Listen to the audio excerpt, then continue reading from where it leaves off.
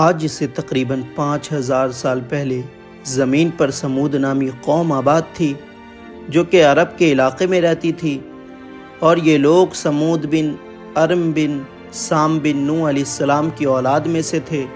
اللہ نے انہیں بے انتہا طاقت و قوت سے نوازا تھا۔ یہ اتنے طاقتور تھے کہ پہاڑوں اور پتھروں کو تراش کر ایسی ایسی خوبصورت عمارتیں بناتے جنہیں دیکھ کر آج کے ماہرین حیرت میں پڑ جائیں گے۔ قوم سمود کو اپنی طاقت و قوت پر بڑا فخر و غرور تھا، جس کی وجہ سے ان کی نافرمانیاں بڑھنے لگی، بت پرستی کرنے لگے، شرک و کفر کرنے لگے، بے حیائی حد سے زیادہ بڑھ گئی، انسانی رشتوں کا تقدس پامال ہونے لگا، ظلم و ستم عام ہو گیا، عدل و انصاف ختم ہو گیا۔ تو اللہ نے ان کی اصلاح کے لیے ان کی طرف حضرت صالح علیہ السلام کو نبی بنا کر بھیجا۔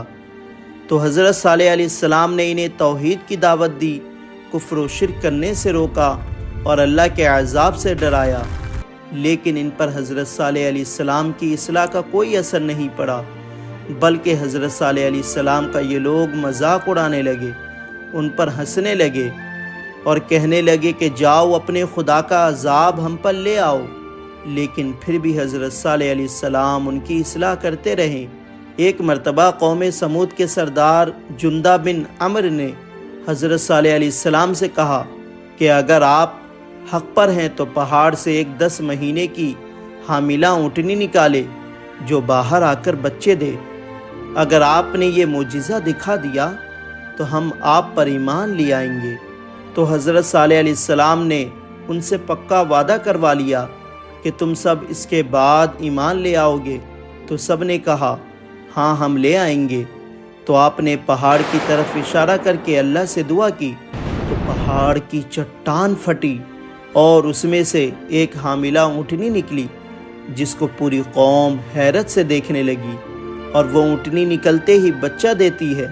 یہ معجزہ دیکھ کر قوم کا سردار اور کچھ لوگ ایمان لے آئے، مگر باقی سب اپنی سرکشی اور نافرمانی پر قائم رہے۔ حضرت صالح علیہ السلام نے قوم سمود سے کہا کہ دیکھو یہ اللہ کی اونٹنی ہے، تم اسے تنگ نہیں کرنا، نہ اسے پریشان کرنا، نہ اسے مارنا، نہ اس کو قتل کرنا، ورنہ تم پر اللہ کا سخت عذاب آئے گا۔ اور یہ اونٹنی اتنی بڑی تھی کہ کنواں یا تالاب کا سارا پانی پی جاتی تھی۔ تو حضرت صالح علیہ السلام نے قوم سمود سے کہا کہ ایک دن اونٹنی پانی پیے گی اور دوسرے دن تم پانی پیو گے۔ اونٹنی اپنے بچے کے ساتھ باغوں اور ہریالیوں میں چرنے لگی اور ایک دن چھوڑ کر تالاب کا پورا پانی پی جاتی۔ حالانکہ یہ لوگ اس معجزہ کو دیکھ کر ایمان تو نہیں لائے، مگر اس اونٹنی کی عزت و احترام کرتے۔ کئی دن تک ایسا ہی چلا کہ ایک دن تالاب کا سارا پانی اونٹنی پیتی اور دوسرے دن قوم کے لوگ پیتے، لیکن یہ قوم اتنی سرکش ہو گئی کہ ان کو اونٹنی سے بھی تکلیف ہونے لگی۔ اس کا آزاد گھومنا چرنا انہیں برا لگنے لگا اور کہنے لگے کہ اس اونٹنی کی وجہ سے ایک دن چھوڑ کر ہمیں پانی پینا پڑتا ہے۔